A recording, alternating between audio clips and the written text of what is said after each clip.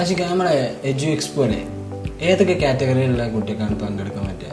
നമ്മൾ എജു എക്സ്പോയിൽ പ്രധാനമായിട്ടും ഈ +2 സ്റ്റുഡൻസിനെയാണ് ലക്ഷ്യം വെക്കുന്നത്. +2 റിസൾട്ട് വെയിറ്റ് ചെയ്തിരിക്കുന്ന കുട്ടികൾ, ഇപ്പോൾ +1 പഠിച്ചുകൊണ്ടിരിക്കുന്ന കുട്ടികൾ, പിന്നെ കോളേജിലെ കുട്ടികൾ, അവരെ ലക്ഷ്യം വെക്കാനുള്ള പ്രധാന കാരണം കൂടിയുണ്ട്. കാരണം എന്ന് വെച്ചാൽ അവർക്കാണ് ഈ എക്സ്പോ കൊണ്ട് ഏറ്റവും വലിയ മുതൽക്കൂട്ടാവുക. കാരണം എന്ന് വെച്ചാൽ അവർ ഇപ്പോൾ കോളേജിലേക്കൊക്കെ ഏത് കോളേജ് തിരഞ്ഞെടുക്കണം, ഏത് കോഴ്സ് തിരഞ്ഞെടുക്കണം, ഡിഗ്രിക്ക് പോകണോ, പ്രൊഫഷണൽ കോഴ്സുകൾക്ക് പോകണോ, അങ്ങനെ മറ്റു പല തരത്തിലുള്ള അല്ലെങ്കിൽ വിദേശത്തേക്ക് പോകണോ, അവരുടെ ഒരു ആശങ്കയുടെ ഒരു സമയമാണ് ഇപ്പോൾ.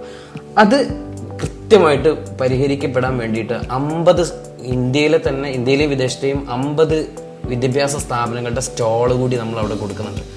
അപ്പോൾ അവരോട് കമ്മ്യൂണിക്കേറ്റ് ചെയ്യണമെന്നുണ്ടെങ്കിൽ കുറച്ചുകൂടി ഈ കുട്ടികളായിരിക്കും. അപ്പോൾ SLC കുട്ടികളോ? SLC കുട്ടികൾക്ക് അവിടെ വരാം. SLC കുട്ടികൾക്ക് നമ്മൾ മൊമെന്റോ കൊടുക്കുന്നുണ്ട്. അതോടൊപ്പം തന്നെ അവരും ഇത് പഠിച്ചിരിക്കേണ്ട നാളത്തെ +1 +2 കയറി വരേണ്ട ആളുകൾ.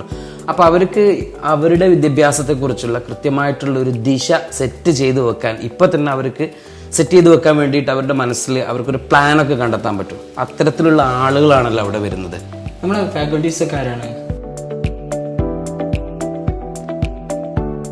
ഒരു എഡ്യൂക്കേഷണൽ എക്സ്പോക്ക് ആവശ്യമുള്ള 5 ഗസ്റ്റ് 2 ദിവസം നമ്മുടെ പരിപാടിയിൽ ഏറ്റവും ആകർഷണീയമായിട്ട് വന്നിട്ടുള്ളത് 1 ഗോപിനാഥ് മുദ്ഗാഡിൻ്റെ സെഷന്, 2 ഷാഹിദ് തിരുവള്ളൂർ IAS, 3 കരിയർ ഗുരു MS ജലീൽ, 4 ഉമർ അബ്ദുസ്സലാം, 5 SV മുഹമ്മദ് അലി മാഷി.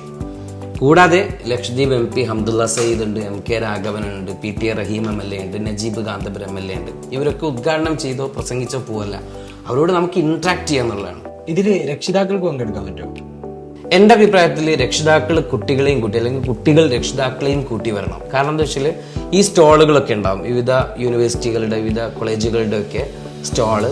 അപ്പോൾ അവരുമായിട്ട് രക്ഷിതാക്കളാണ് ആശയവിനിമയം നടത്തേണ്ടത്. ഈ കുട്ടിയെയും കൂട്ടി അവിടെ എന്തൊക്കെ ചെയ്യാം, ഏത് കോളേജിൽ പോവാം, ആ കോളേജിൻ്റെ ഫെസിലിറ്റി എന്താണ്, അവിടുത്തെ ഫീസ് എന്താണ്, അവിടുത്തെ ഹോസ്റ്റൽ എന്താണ്, അവിടുത്തെ ഫുഡ് എന്താണ്, അക്കാദമിക് നിലവാരം എന്താണ്, അതിൻ്റെ സർട്ടിഫിക്കേഷൻ എങ്ങനെയൊക്കെയാണ്, ഇങ്ങനെ തുടങ്ങിയിട്ടുള്ള പല സംശയങ്ങളാണ് ഒരു രക്ഷിതാവിന് ഒരു കുട്ടിയെ ഒരു കോളേജിലേക്ക് പറഞ്ഞയക്കുമ്പോൾ ഉണ്ടാകും. പ്രത്യേകിച്ച് കേരളത്തിൻ്റെ ഔട്ട് ഓഫ് സ്റ്റേറ്റിലേക്കൊക്കെ നമ്മൾ പോകുന്ന സമയത്ത് ഇതാണ് ആവശ്യം.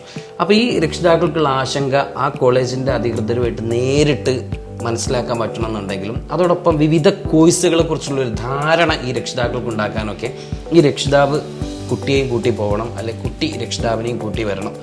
ഇങ്ങനെയൊക്കെ ചെയ്യുന്നതാണ് കുറച്ചുകൂടി ഉചിതം. പിന്നെ ഒരു കാര്യം നിന്നോട് പറയാനുള്ളത്, നമ്മുടെ പത്രത്തിൽ രക്ഷിതാക്കൾക്കുമുള്ള പ്രത്യേക സെഷനുകൾ എന്ന് ഇവിടെ എഴുതിയിട്ടുണ്ട്.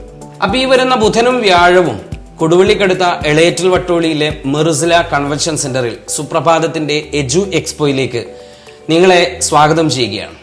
മലബാറിലെ ഏറ്റവും വലിയ വിദ്യാഭ്യാസ മേള സുപ്രഭാതം എജു എക്സ്പോ 2K25.